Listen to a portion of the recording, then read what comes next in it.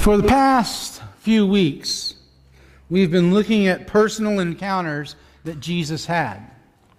Seeing how he had these encounters, what happened during the encounters, and how Jesus treated people in general.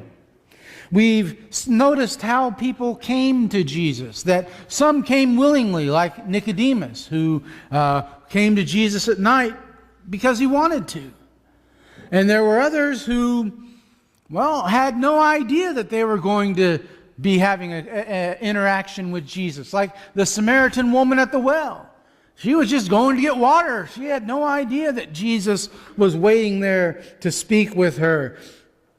And then last week we talked about the paralytic who came to Jesus because his friends carried him and brought him to Jesus.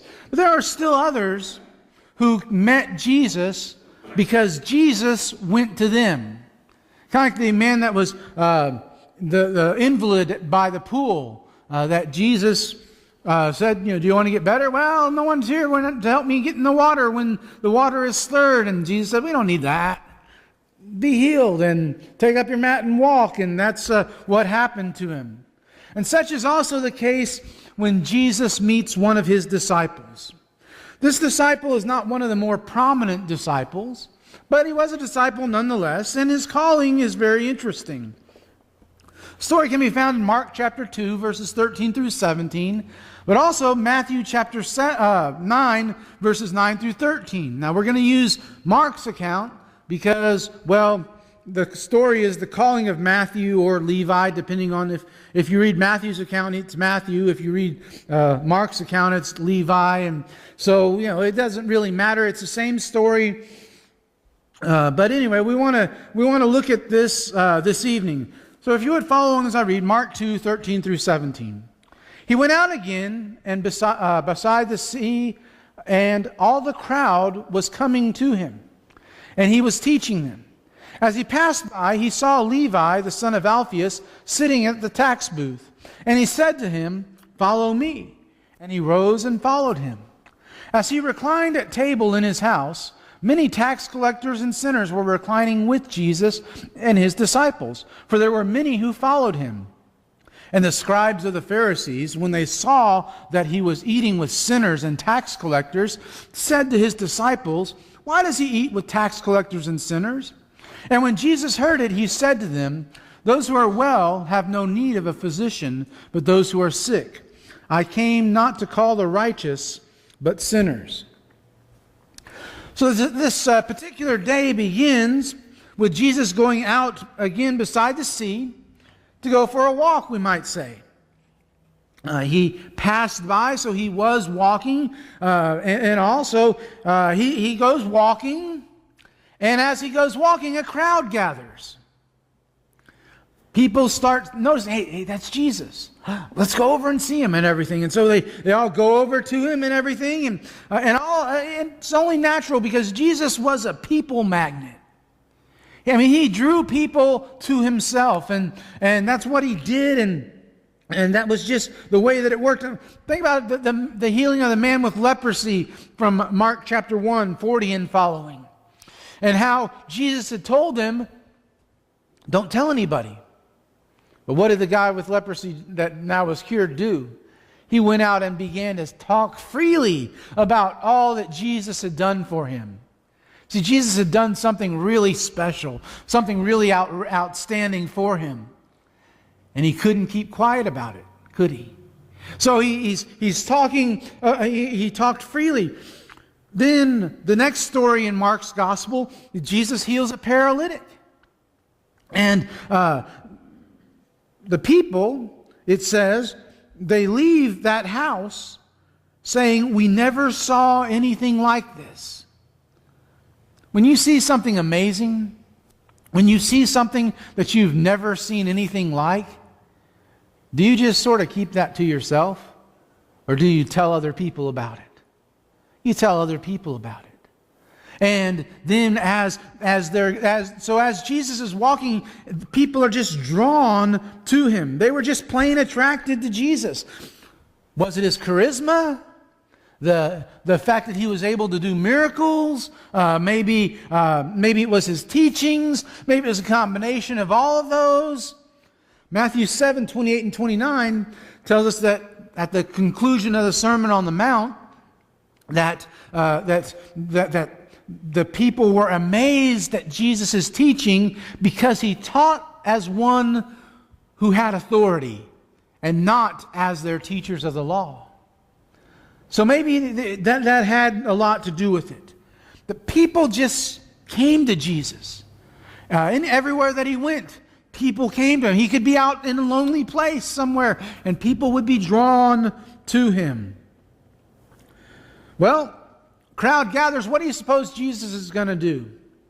Just keep walking and not say anything? No. Jesus begins teaching them. I mean, let's face it, Jesus never missed an opportunity to teach. And if a crowd is gathering, that's an opportunity to teach. And so he says, he begins, we don't know what he taught them. Mark just says that he was teaching them as he was walking along. Notice that he didn't stop walking. Okay? It's almost as if Jesus knew where he was going. He knew what he was about to do. He knew what was happening, and he knew why he was out walking, and he had a purpose in the direction that he was walking and everything. He didn't stop walking. As he passed by, Jesus had a purpose. And what was that purpose? That purpose was to call Levi, which is exactly what he does. Now, you have to understand, Levi was a tax collector. Now, the Jews felt only slightly worse about tax collectors than we do, okay? All right? We don't like to, anyone here like to pay taxes? It's okay, you can be honest because Diane's not here. So, anyone like to, no one likes to pay taxes. Well, how would you, but at least taxes today are somewhat fixed and set and everything, and it's a certain percentage and so on and so forth. Well, in the first century, they didn't have that. Basically, the way that it worked was a chief tax collector in a conquered territory, or a man who wanted to be the chief tax collector, would bid to the Roman government. Say, I can collect X number of taxes. And if he was the highest bidder, the Roman government said, okay, you're the chief tax collector. This was one of their own brothers saying, I'm going to tax my fellow Israelites in this instance. Well, that was bad enough, but he couldn't collect all of that by himself, so he needed some help. And so what he would do is he would hire some people to help him collect taxes. And he would say, I need you to collect X number of dollars per person, per collector. Funny thing, when you add up all of those that are helping him collect taxes, it probably was considerably more than what he had told the Roman government he was going to collect. So those other tax collectors would say, okay, I have to make this much and collect this much in taxes and then give so much to the chief tax collector. Well, guess what? Anything above and beyond those taxes that he collected that he had to give to the chief tax collector, that became their salary or their bonus, as the case may be. And so, that's kind of a trickle-down effect there, you think. Rome wanted so much, so the chief tax collector collected so much plus more. And then the tax collectors would collect what they were supposed to give the chief tax collector to give to Rome, plus more as well. Well, Levi, and see, that's why it was a notorious occupation for cheating. And Levi was one of these. I mean, well, we talked about Jesus and the nobodies this morning. He wasn't even a nobody, okay? He was a we wish you were dead sort of person, okay? They just didn't like him very much at all. But do you notice something else about Levi? Besides just that he was a tax collector? It's that he was willing. It doesn't say that Jesus called to him and he said, well, okay, Jesus, I'm going to get back with you on that. I got a very lucrative business going here, and I don't know if my family can be supported and me not doing my job here. So I got to think about this, and I'll get back to you next Tuesday. That's not what he did. Jesus called, and at once Levi left his tax collector booth and followed Jesus. But not only does he follow Jesus, because Jesus was walking, remember, but walking sometimes makes you hungry, doesn't it? Well, so Jesus goes dining. Levi invites Jesus to his house. And not just Jesus, but everyone who was with him. Jesus was with many sinners, quote unquote sinners, not just Levi. And I don't know, it doesn't really say much about what was happening, but as he reclined at table in his house, many tax collectors and sinners were reclining with Jesus and his disciples, for there were many who followed him.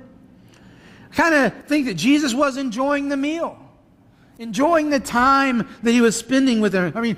Levi had means, okay? He was a tax collector. That gain was ill-gotten gain, but it was gain nonetheless. He was apparently fairly wealthy, a large house, enough to have a lot of people in there. There were many who followed him. And so Jesus was there probably enjoying the meal, probably talking, maybe even joking a little bit about, tax collectors maybe, or what have you, telling jokes. I hope that doesn't offend you. I hope it doesn't offend you to actually think that Jesus enjoyed life. John chapter 10 verse 10 says, Jesus says, I have come that they might have life and have it more abundantly. Have it to the full. I believe that Jesus wants us to enjoy life. Now, not enjoy life so much here that we don't want to go to life with him, or that we put everything in this life ahead of him. That's not what I'm saying. But I think he wants us to enjoy life. I think he wants us to do that. And Jesus had to have a good sense of humor.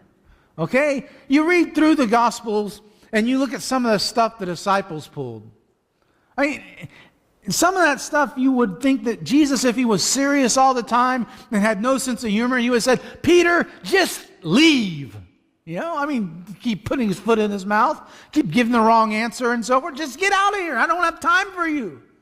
But that's not what he did. Now, so I think Jesus had that good sense of humor. I think he enjoyed the meals that he shared with the Pharisees, with the upper classes, but also with the sinners as well. Put simply, in a word, he was fellowshipping. He was fellowshipping. Fellowshipping is a joyous time. It's a wonderful blessing that we have in Christ to fellowship with each other. And we ought to take better and more advantage of it. And every time we get a chance to fellowship with our brothers and sisters, we ought to want to be there with them. Whether or not there's food involved, doesn't matter. Just fellowshipping. There was a college student one time who always would drive about 30 miles to church on Sunday mornings, and he would frequently pick up hitchhikers. Not a good practice. I don't recommend it. This story happened a few years back when it was not exactly safe to pick up hitchhikers, but you could do that, okay? So he would pick up hitchhikers, and one day he picked up a young man who noticed that this college student was wearing his suit and tie, and it was a Sunday morning, and so he figured he was going to church, and so the hitchhiker asked if he could go to church with him. Well, of course, the man said, sure, you bet, no problem. The stranger came to church and afterwards was invited to one of the members' homes for a meal. And while he was at that neighbor's home, or that friend's, the church member's home, they gave him a nice place to freshen up a little bit. He was able to take a shower. And he happened to be about the same size as the man in the house, and so he got fresh clothes.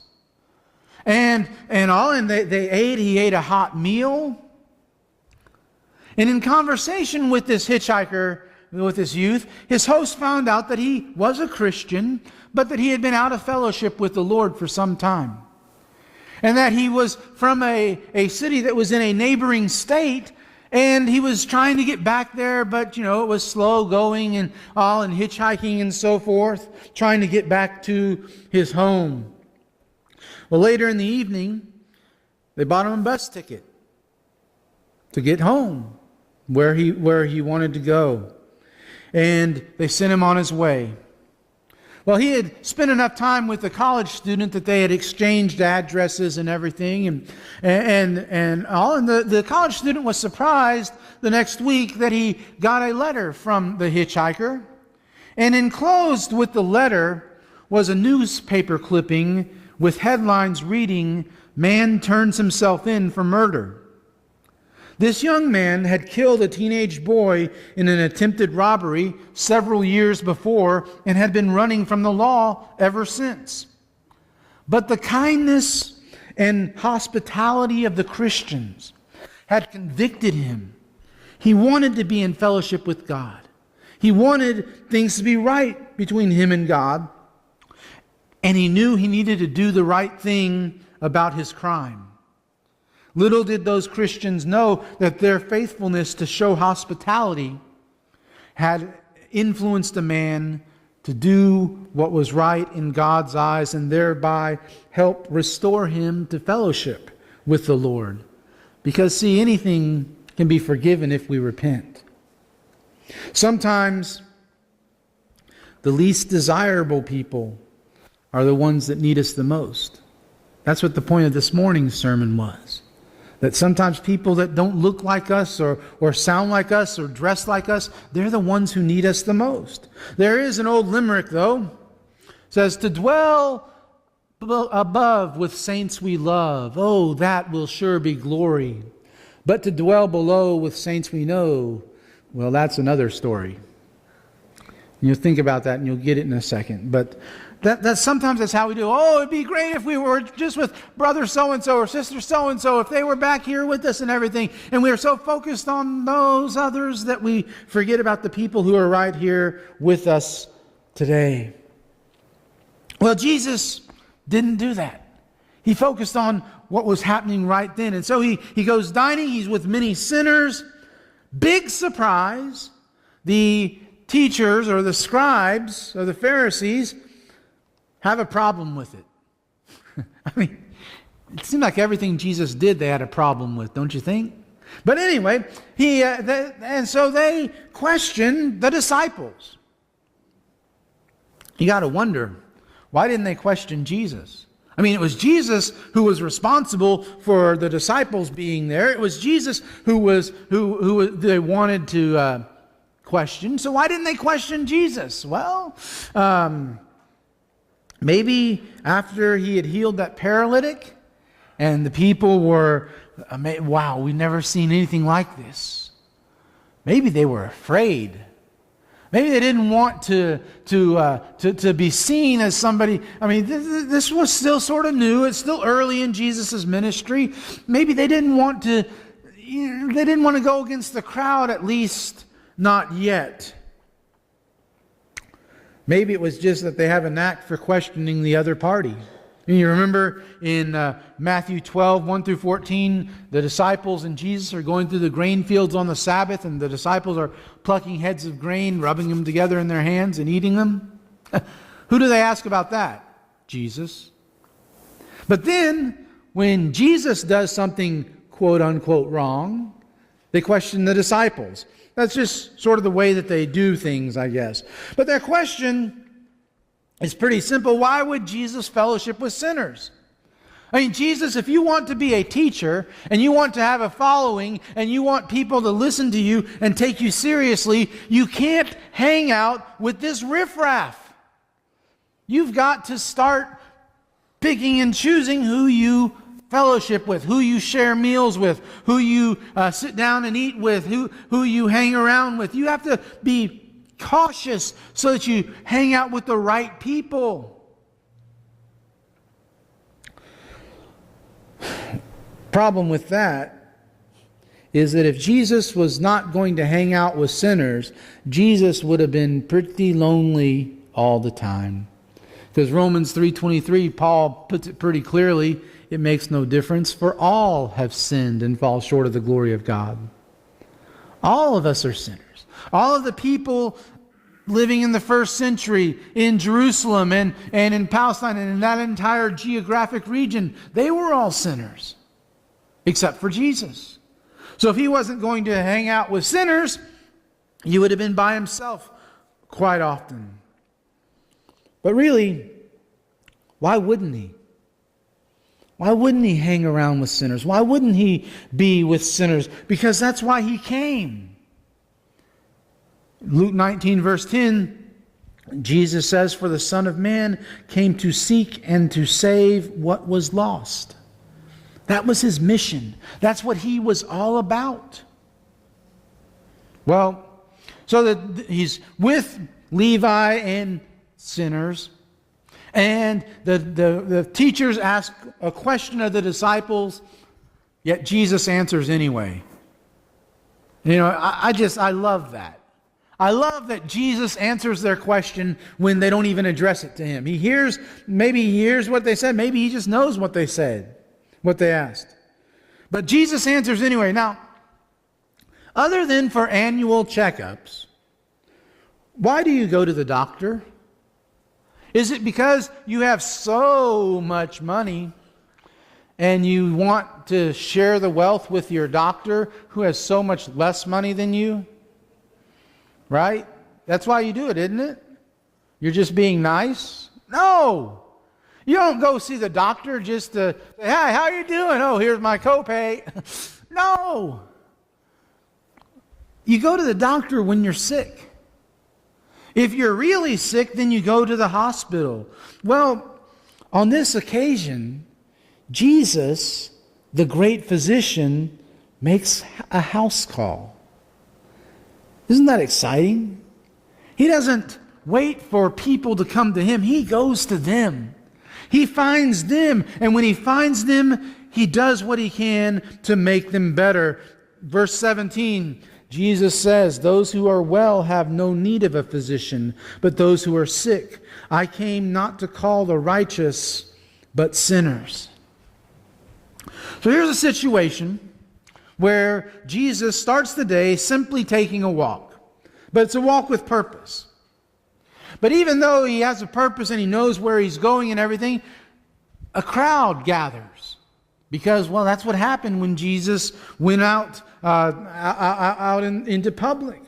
He makes the most of the opportunity, begins to teach them, the people. Then he sees Levi sitting at his tax collector booth and tells Levi to follow him. Levi then invites Jesus to dinner and a few of his friends. And to the surprise of all, Jesus accepts the invitation and they go to Levi's house. And when the religious professionals don't like it, Jesus says that the ones who need him are the ones that he's with. I think we learned something very important from this encounter of Jesus. And that is that we have got to make the most of every opportunity. Each day is a special occasion. Each day we have the chance to reach out to someone who we may never have the chance to reach out to ever again.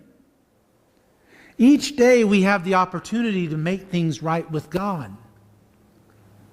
Each day we can do that. Tonight, if things aren't right between you and God, you need to make them right.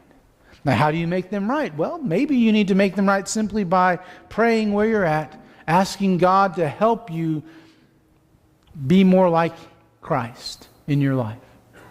Maybe you need to publicly respond. Maybe you need to begin living for Christ by being immersed in water for the forgiveness of your sins. Whatever that need is, don't leave here with things not right between you and God. Don't wait for a special occasion, because today is a special occasion. Right now is a special time. Will you make things right between you and God? If that involves a public response for some reason, won't you come to the front now as we stand and sing together?